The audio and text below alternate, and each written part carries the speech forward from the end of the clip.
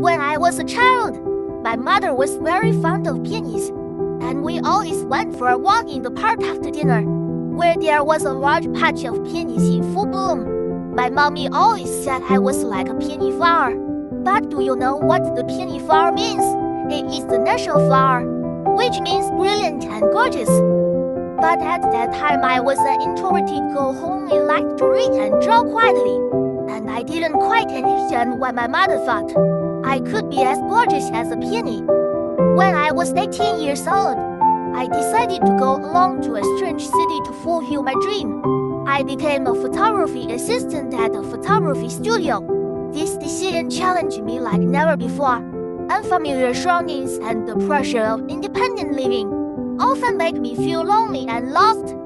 I began to question whether I had made the right choice and whether I would be able to live as a blooming peony. However, whenever I feel tired, I always think of the red peony. My mother once told me the petals of the peony bloom one by one, symbolizing the wisdom and strength that women have accumulated in the process of self-growth. It represents not only the magnificence on the outside, but also the fullness and tenacity on the inside. I started incorporating my life experiences and insights into my shooting process. I'm helping a lot of girls with an anxious appearance build their self-confidence and make them realize that beauty is diverse. Slowly, I gained more and more recognition, and my work was not only loved by people, but also inspired many young women to pursue their dreams. When I came home, I stood in front of the flowers and felt a sense of peace and satisfaction that I had never felt before.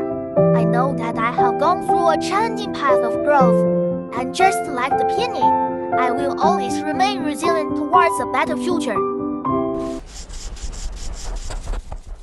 It is one of the provincial intangible cultural heritage lists in Jiangsu province. Velvet flower, Chinese homonym rong, who means auspiciousness and blessing. Velvet flowers are made of natural silk and copper wire as raw materials, and are mostly used in the old folk festival and etiquette decoration. The implication of the flower theme is mostly taken from the folk life symbol auspicious, to express the interest of auspiciousness. Notes on ancient and modern China records that during the Qing Shi Huang period, the concubines had 5-color grass suit wozi in their heads, and the palace ladies were decorated with colorful grass flowers in their hair buns. In the Tang Dynasty, people liked to wear flowers on their heads, which can be seen in many historical books, unearthed cultural relics and paintings. In the painting of ladies wearing flowers in the Tang Dynasty, every lady wore flowers in her hair. When the flowers withered in winter, the ancients would choose velvet flowers to wear, which was the predecessor of velvet flowers.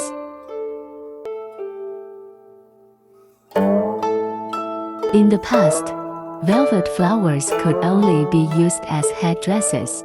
But over the years, velvet flowers can be a variety of ornaments, which are more in line with the aesthetics of contemporary people. And there are also innovations in use, which has jumped out of the original limitations, and become a kind of installation art. Inheritance has always been a major issue. The velvet flower culture is very profound. I hope that more and more people pay attention to this handicraft, but also hope that this handicraft can be passed on from generation to generation, more and more prosperous. We need to make a sticker to fix the velvet roll first. I chose to make it with iron bars and screws because it was stronger. First of all, cut the dried velvet thread from the knot, so that it is placed to prevent knotting.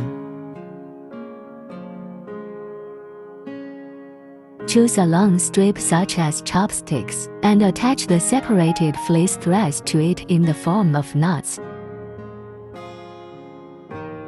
Once all the wires used have been secured, use a large rack to secure them to the iron rack. Next, when brushing the velvet, the right hand holds the brush handle horizontally, inserts the bristles of the bristle brush obliquely into the flat velvet, slides down to the bottom of the velvet with a little force, and brushes it out, bringing out the mixed pimples and other messy velvet in the middle of the velvet, repeating the front and back several times, and combing the velvet between the right fingers and combing the velvet noodles without clear entanglement and mixed parts. During the brushing process, the left index finger and middle finger clamp the velvet with the up and down movement of the brush, sometimes loosened, sometimes clamped without making the velvet into a free state. This step of brushing is very important and requires us to be patient and keep brushing.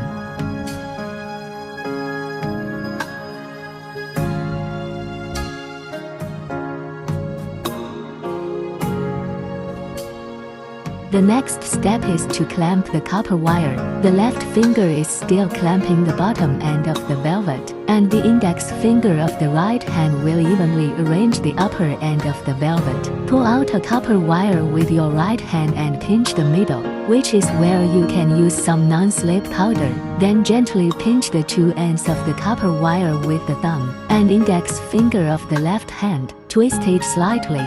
Make the shape of the copper wire become a long U shape. The left thumb and index finger are displaced to 2 or 3 centimeters away from the bottom of the U shape. Keep the 2 copper wires that have been formed into parallel lines. The thumb and index finger of the right hand pinch the bottom of the U shape together and twist it in time to the arms, showing a relatively dense spiral. At this time, the copper wire becomes a Y shape. After the velvet together and twist them outward, and the part of the copper wire is completed, pick up the clamped velvet with scissors and hold the scissors below with your left hand to cut off the velvet.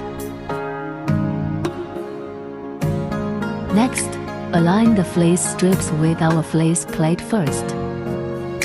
Then put the velvet strip on the wooden board and rub the velvet strip with a washboard with your right hand until the velvet strip is tightly kneaded and becomes dense, and a velvet strip is ready. First, fold the fleece strip in half and iron the fleece strip from top to bottom with a straight plate clamp to make it take on the shape of a petal.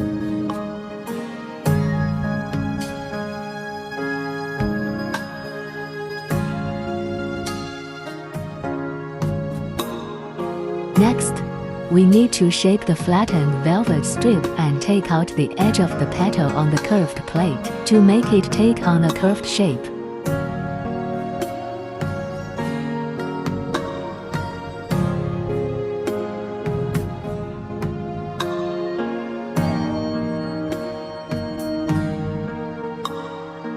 And then it's a non-stop burn.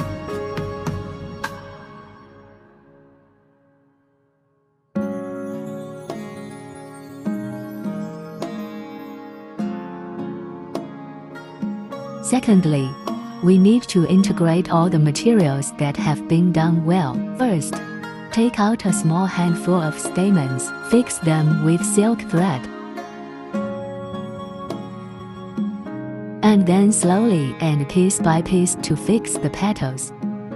It is worth noting that each time a petal is added, a silk thread is required to fix it. Otherwise, the petals will keep moving.